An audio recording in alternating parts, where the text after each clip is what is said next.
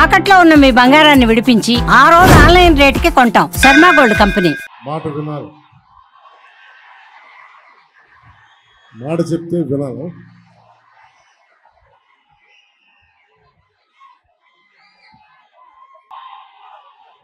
ఈ సభకి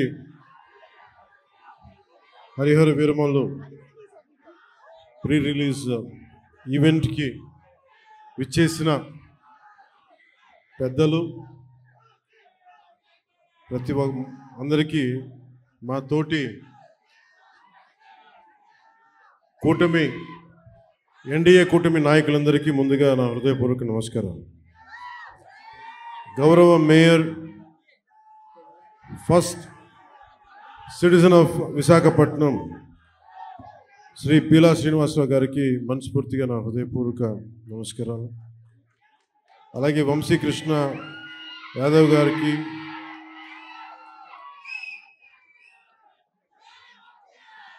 గానా వెంకటరెడ్డి నాయుడు గారికి, పంచకర్ల రమేష్ గారికి, పల్లా శ్రీనివాస్ గారికి, శ్రీ గంటా శ్రీనివాస్ గారికి, సీనియర్ నాయకులు, నాకు ఇష్టమైన మేధావి, సూక్ష్మంగా అన్ని అర్థం చేసుకోగలిగే సీనియర్ నాయకులు శ్రీ కొండతాల రామకృష్ణ గారికి, అవసరం వస్తే వీధుల్లోకి చొక్కా మడిచి ముందుకొచ్చే సుందరపు విజయ్ కుమార్కి, వెనకబడ్డ మన ఉత్తరాంధ్రాకి సంబంధించి ఉద్యోగాలు, ఉపాధి అవకాశాలు కల్పించడానికి ముందుకున్న లోకం మాధవ్ గారికి,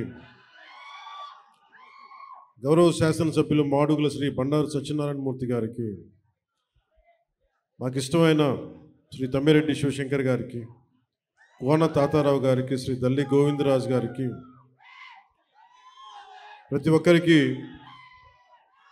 నాయకులందరికీ, పేరు పేరున వీర మహిళలకి, ప్రతి ఒక్కరికి, కూటమి నాయకులందరికీ పేరు పేరున హృదయపూర్వక నమస్కారాలు. ఇక్కడికి విచ్చేసిన నా అభిమాన, మీకు నాకు 2 గుండెల దూరం, అలాంటి మీకు నా హృదయపూర్వక నమస్కారాలు.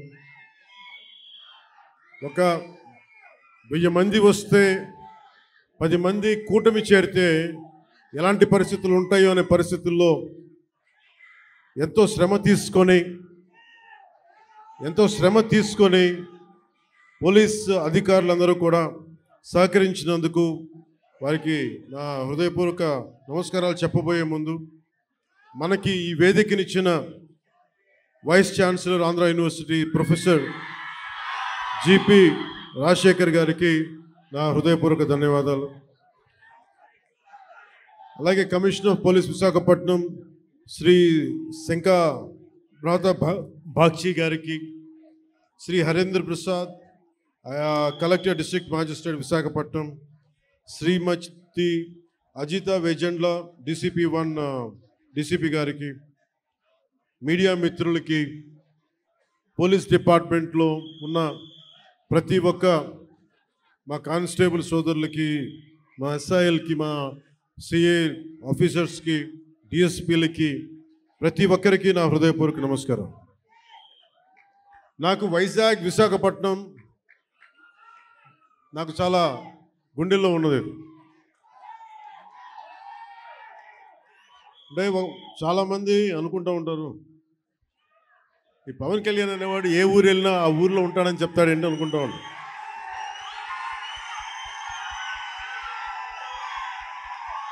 సత్యానంద్ గారు, అంటే నేను ఒక ప్రభుత్వ ఉద్యోగ కొడుకుని కదా, రకరకాల ట్రాన్స్ఫర్లు అవుతూ ఉంటాయి. ఇందాక సత్యానంద్ గారు చెప్పినట్టుగా నాకు విశాఖపట్నం తోటి నాకు పరిచయం ఏంటి అంటే, నాకు ఈరోజుకి గుర్తులేదు, 92లో నన్ను పిలిచారు. 92 సత్యానంద్ గారు. అంటే నేను ఏమవ్వాలి అనుకునే పరిస్థితుల్లో చిరంజీవి గారు నన్ను, వీడు ఇంట్లో ఉండి పాడైపోతున్నాడు, ఇంట్లోంచి బయటికి వెళ్ళేవాడు కాదు. ఒక 16 ఏళ్ళ అమ్మాయిని ఎలా పిలుస్తారు ఇంట్లోంచి బయటికి వెళ్ళకుండా, నన్ను ఇంట్లో పెట్టేసేవాడు. నాకు వెళ్ళాలంటే ఇట్లా ఉండేవాడిని కదా. అప్పుడు అలాంటి నన్ను తీసుకెళ్ళి వీడికి ఏదో ఒకటి ఇంట్లోంచి పడేస్తే తప్ప వీడు ఏదో నేర్చుకోవడం చెప్పి ఆయన పిలిచి నన్ను విశాఖపట్నం పంపించారు. అలాగే విశాఖపట్నంతో నాకు పరిచయం.